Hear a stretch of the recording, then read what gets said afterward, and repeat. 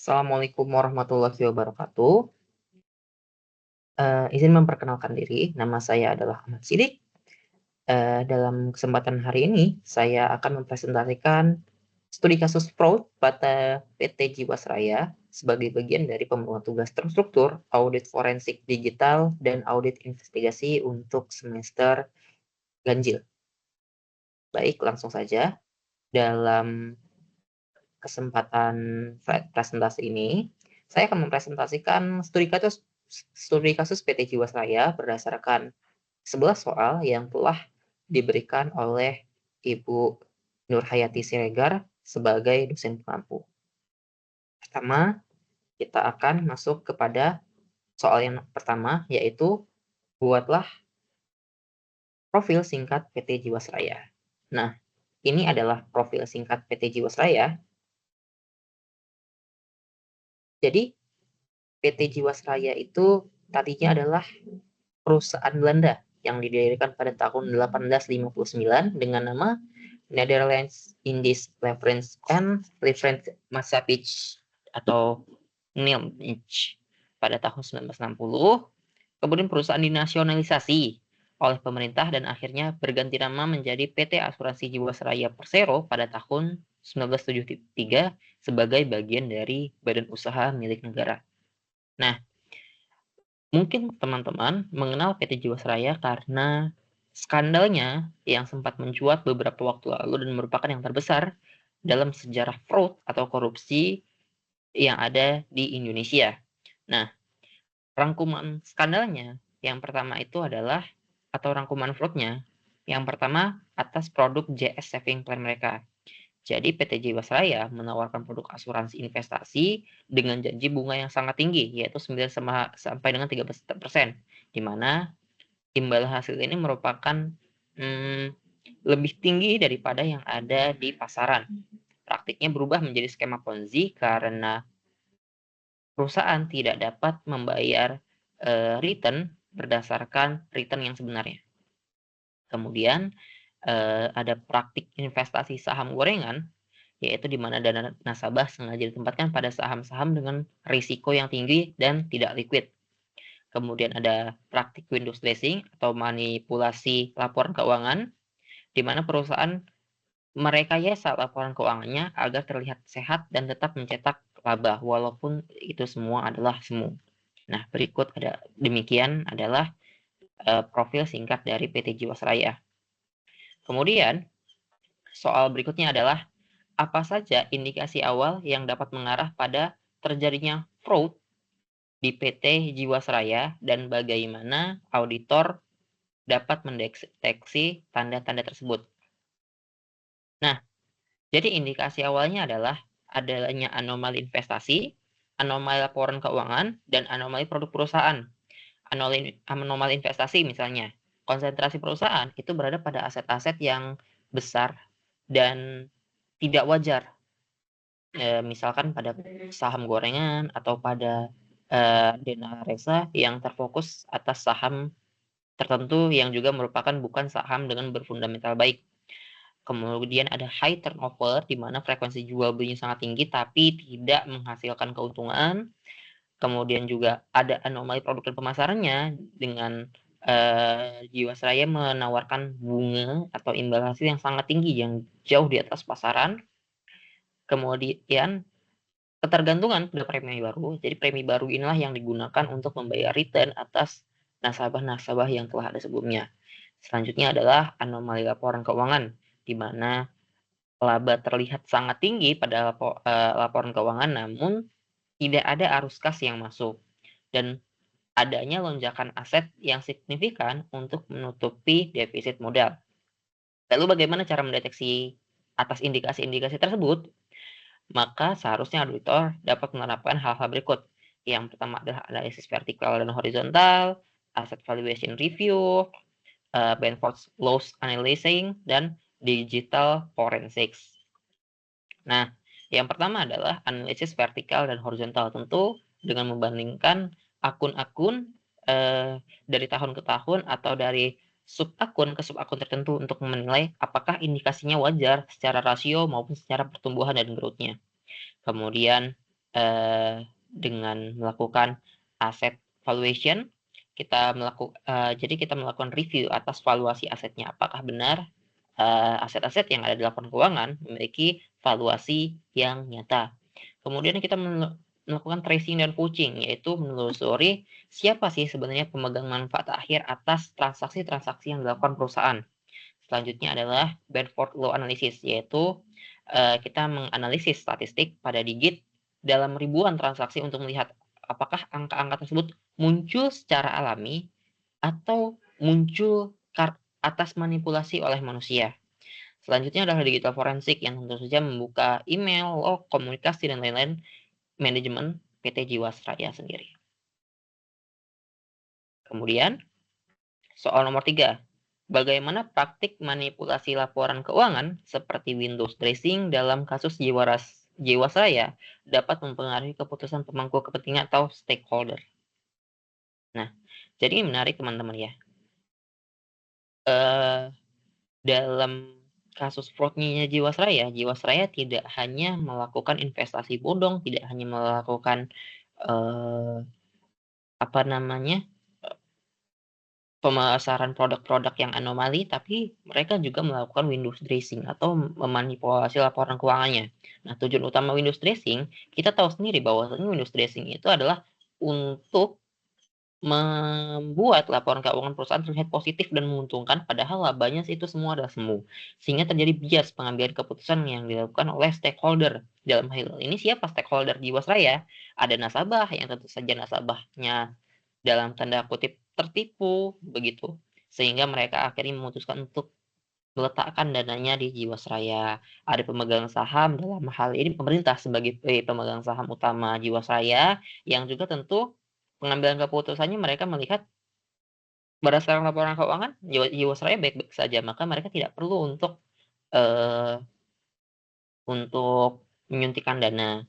Kemudian regulator yang termasuk OJK di dalamnya yang tetap memberikan izin operasional dan tidak memperketat pengawasannya.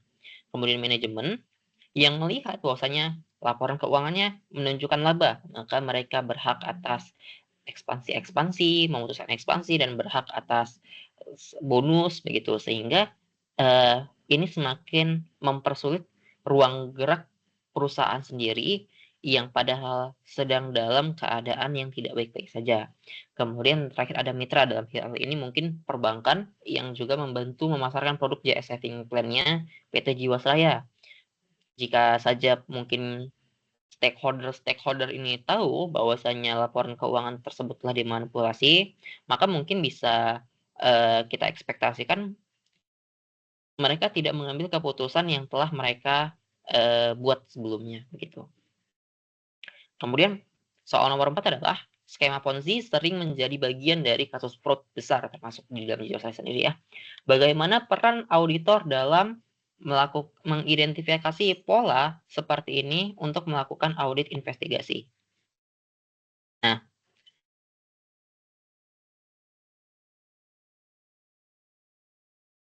jadi untuk menurut saya mengidentifikasi pola kasus Ponzi terutama pada Jiwasraya dapat dilakukan dengan 3 cara.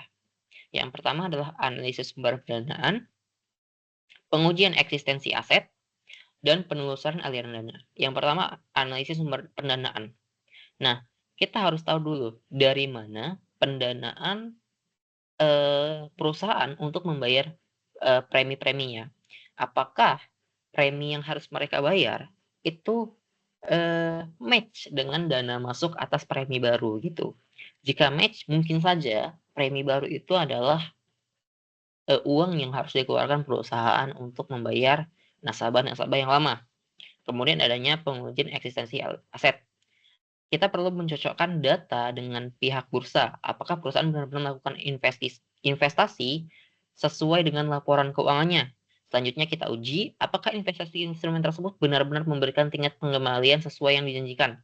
Jika misalkan tingkat pengembalian yang dijanjikan adalah misalkan 13%, sementara yang di pasar hanya mengembalikan tingkat pengembalian sebesar 5%, maka kita patut menduga bahwasanya selisih dari tingkat pengembalian tersebut didapat dari cara-cara yang tidak etis, misalkan skema Ponzi itu sendiri. Kemudian penelusuran aliran dana. Kita perlu melakukan pengujian dengan membedah mutasi untuk melihat dan memetakan aliran-aliran dana. Jika terdapat aliran dana keluar dan masuk yang mencurigakan, maka perlu pembedahan lebih lanjut. Apakah dana tersebut dikendalikan oleh entitas yang sama? Begitu. Maka kita tahu apakah ini memasuki perusahaan cangkang milik perusahaan sendiri yang dijalankan oleh entitas yang sama, yaitu perusahaan itu sendiri.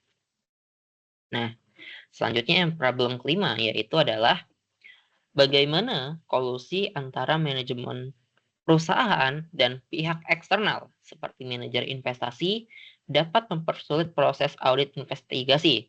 Strategi apa yang dapat diterapkan untuk mengatasinya? Jadi mungkin dalam problem ini terdapat dua soal utama ya, yaitu yang pertama adalah bagaimana kolusi itu mempersulit proses audit investigasi itu sendiri, dan strategi apa yang cocok untuk menanganinya begitu. Yang pertama adalah kolusi itu mempersulit audit investigasi karena satu, bukti eksternal yang didapat kemungkinan palsu. Kenapa? Karena auditor menyurati misalnya pihak ketiga yaitu MI, manajer investasi, yang mungkin bersekongkol. Nah, biasanya mereka akan memberikan bukti-bukti yang palsu. Padahal seharusnya auditor itu sangat mempercayai bukti dari pihak ketiga itu sendiri. Kemudian selanjutnya adalah transaksi yang berputar, yaitu manajemen dan pihak eksternal yang mungkin tadi MI, itu merekayasa transaksi, yang mana mungkin transaksi jual beli saham misalnya, yaitu di antara mereka-mereka sendiri, mereka yang jual, mereka yang beli, itu bukan pasar yang sesungguhnya. Artinya tidak ada uang yang benar-benar dikeluarkan atau yang benar-benar, dibayarkan untuk suatu instrumen investasi tertentu, hanya berputar-putar saja begitu.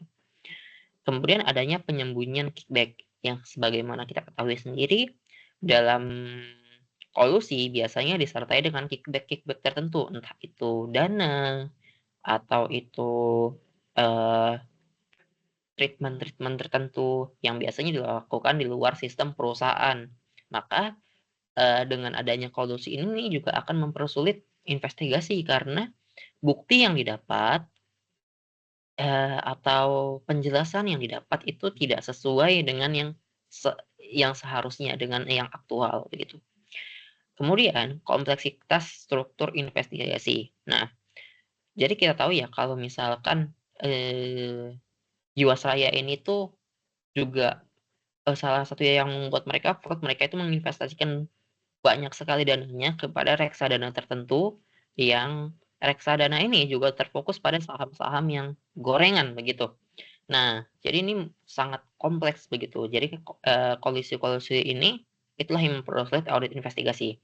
Lalu auditor harus bagaimana untuk menyikapi hal tersebut?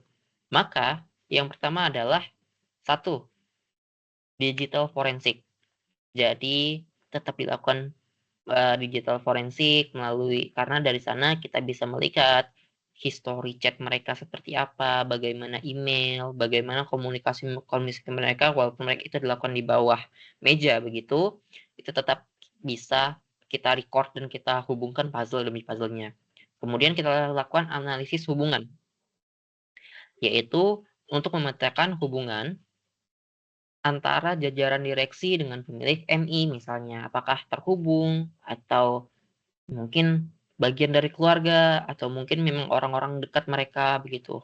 Kemudian konfirmasi langsung ke pihak independen, yaitu misalkan dalam hal ini, eee, kustodian atau bursa sendiri gitu. Kemudian kita bisa juga melakukan network method, ini bisa jadi untuk para jajaran direksi begitu. Apakah kekayaan yang melekat pada diri mereka itu sesuai dengan penghasilan yang sah yang mereka terima gitu. Nah, soal berikutnya adalah modus operandi yang melibatkan investasi saham gorengan sangat merugikan nasabah. Bagaimana teknik audit investigasi dapat digunakan untuk melacak alur dana, yang salah dialokasikan. Nah, caranya adalah dengan melakukan analisis transaksi efek. Bagaimana cara lebih detailnya? Yaitu bisa mengidentifikasi nomininya, menganalisis order book-nya, dan kemudian pam endamnya ini apakah berhubungan. Nah, kenapa identifikasi nomini? Karena biasanya, mereka itu tidak menggunakan akun sekuritas mereka secara langsung. Mereka memecah-mecah akun ini misalkan menjadi dari, atas nama karyawan, atas nama orang-orang, eee, random begitu, tuh untuk mengkelabuhi bahwasannya transaksi yang terjadi adalah transaksi murni di pasar gitu, padahal yang mengendalikan adalah mereka-mereka juga. Kemudian kita lakukan analisis order book, ada nggak transaksi yang saling silang atau misalkan barang si A selalu dimakan oleh si B begitu. Nah, jika ini terjadi maka kemungkinan memang ada hal yang direkayasa gitu by design. Kemudian pola pump and dump-nya dalam satu waktu tertentu mungkin perusahaan membeli atau menjual, saham dalam waktu yang tertentu dan dalam jumlah yang sangat besar. Kemudian kita coba tarik benang merahnya. Apakah ada pola ini terus-menerus yang membuat perusahaan rugi misalnya? Nah, ini. Dari situ kita bisa mengetahui bahwasannya, eee, ada etikat yang memang kurang baik dari manajemen untuk mengalokasikan, dana perusahaan untuk investasi-investasi mereka, begitu. Nah, selanjutnya adalah soal nomor 7. Berdasarkan kasus Jiwasraya, apa peran teknologi forensik dalam membantu auditor menemukan bukti-bukti fraud yang dilakukan melalui pengelolaan investasi? Nah, tentu banyak sekali ya peran teknologi forensik untuk mengungkap kasus ini ya. Yang pertama misalkan pemulihan komunikasi digital, tentu komunikasi digital, para tersangka itu pasti telah dihapus oleh mereka, maka kita membutuhkan, pemulihan komunikasi mereka, baik berupa WhatsApp, Telegram, SMS, email dan lain-lain, bagaimana mereka berkomunikasi, apa isi komunikasi mereka, apa ya sebenarnya rencana yang mereka, jalankan begitu. Kemudian analisis metadata. Kenapa? Karena umumnya mereka itu membuat dokumen pendukung investasi yang biasanya itu backdate atau investasinya kapan, dokumen proposalnya kapan dibuat. Nah, untuk menjustifikasi investasi yang sudah terlanjur, maka perlu pembukaan metadata atas kapan pembuatan, riwayat-riwayat pembuatan dokumen tersebut. Kemudian data analytics dan pattern recognition. Kita membutuhkan teknologi forensik untuk menentukan apakah memang terdapat pattern dan analitisnya itu menunjukkan bahwasannya antara satu transaksi, antar satu kegiatan, antar satu itu memiliki pola tertentu dan memetakan hubungan aliran dana perusahaan. Kemudian audit sistem informasi untuk mendeteksi siapa yang melakukan bypass begitu. Misalkan, perusahaan itu biasanya telah memiliki sistem otomatis untuk meng-cut kalau ada transaksi yang kepada saham-saham gorengan gitu. Namun dalam hal ini tetap jalan, nah siapa ya yang orang-orang yang tidak melakukan pengecekan atau tidak melakukan stop system di situ begitu. Nah, selanjutnya adalah bagaimana seharusnya auditor merespons ketika menemukan laporan keuangan perusahaan yang tidak sesuai dengan standar akuntansi seperti dalam kasus PT Jiwasraya. Nah, yang pertama adalah penerapan profesional skeptism. Jadi, auditor tidak boleh menerima penjelasan manajemen, begitu saja ketika ditemukan ketidaksesuaian. Maka harus dilakukan uji substansi ekonominya, kemudian juga harus dilakukan identifikasi apakah ketidaksesuaian tersebut merupakan ketidaksengajaan atau tindakan yang benar-benar sengaja atau fraud gitu. Nah, kemudian dilakukan lagi adalah penilaian materialitas dan dampak pervasif. Auditor harus menentukan seberapa besar dampak salah saji tersebut. Misalkan materialnya apakah angkanya sangat besar sehingga mengubah keputusan penggunaan laporan keuangannya. Misalkan, kalau laporan keuangan yang harusnya tadinya membukukan loss sebesar 1 triliun misalkan, tapi dalam laporan keuangan dicatatkan membukukan laba sebesar 2 triliun misalnya, maka itu sangat-sangat material ya, mengubah perspektif orang-orang yang membaca laporan keuangannya. Kemudian pasifnya, apakah salah satu tersebut mempengaruhi banyak akun lainnya? Biasanya jika sudah material tentu akan mempengaruhi akun-akun yang di bawahnya gitu. Nah, kemudian juga auditor harus responnya investigatif dan hukum begitu. Nah, dalam kasus Jiwasraya biasanya tuh laporan keuangan yang tidak standar itu yaitu bagian kecil karena ada hal lain yang harus ditutupin. Maka auditor harus memperluas sampelnya. Jadi sampelnya itu biasanya mungkin 5% dari populasi mungkin bisa diluaskan menjadi 10 atau bahkan 15% begitu. Kemudian dari pelapor dari pihak eksternal atau sesuai dengan regulasi, apakah ada temuan-temuan tertentu, tindak pidana dan lain-lain.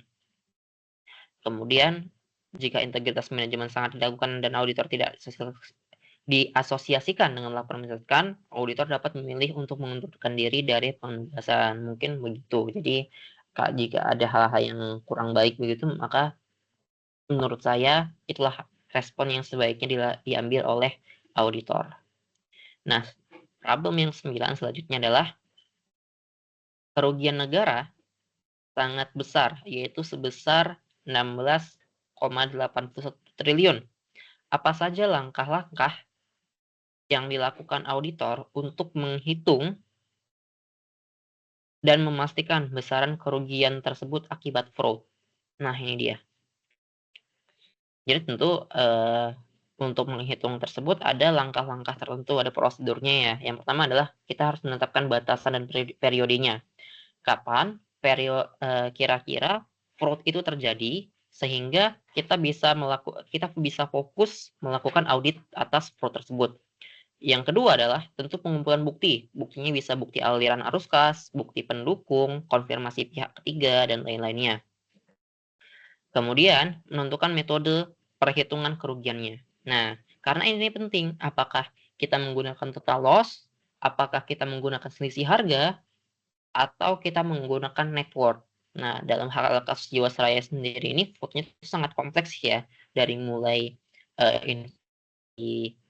saham bodong, kemudian pemasaran Ponzi atau yang tadinya JSF yang menjadi skema Ponzi, dan kemudian windows dressing. Maka setiap masing-masing ini kita harus mengetahui bagaimana menentukan metode yang tepat untuk menghitung kerugian tersebut.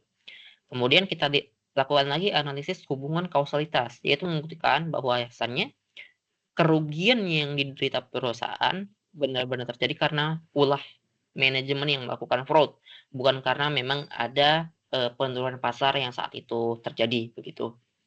Kemudian kita lakukan verifikasi dan rekonsiliasi akhir untuk melakukan cross check catatan dan hasil konfirmasi serta meminta pendapat ahli. Yang terakhir, yang juga paling penting tentunya adalah membuat laporan hasil audit untuk menuangkan seluruh catatan-catatan kita, temuan-temuan kita, data dan fakta yang telah kita lakukan. Begitu. Nah, kemudian soal nomor 10, dalam kasus Jiwasraya, bagaimana transparansi dan budaya pengelolaan yang baik atau good governance dapat mencegah terjadinya fraud di perusahaan asuransi. Nah, jadi penerapan good corporate governance itu sebenarnya bukan hanya pemenuhan aspek administratif, melainkan sebuah sistem pertahanan yang dirancang untuk memastikan perusahaan dikelola secara etis dan transparan. Nah, dalam kasus ini tentu banyak sekali prinsip-prinsip GCG atau good corporate governance yang sengaja dilanggar oleh manajemen itu sendiri. Yang pertama adalah prinsip transparansi, yaitu yang mewajibkan perusahaan secara menyajikan informasi secara material, akurat, dan tepat waktu, gitu.